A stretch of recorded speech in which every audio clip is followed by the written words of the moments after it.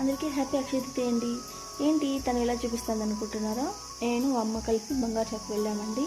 ఇక్కడ వచ్చేసి చాలా విధాలుగా బంగారం ఉంది. ఇది వచ్చేసి దీని పేరు ఏదో చెప్పింది కానీ మా అమ్మ నాకైతే ఐడియా లేదు. ఈసారి కనుక్కొని ఖచ్చితంగా చెప్తాను మీకు. ఇక్కడ వెండి సామాన్లు కానీ బంగారు కానీ చాలా అద్భుతంగా ఉన్నాయండి.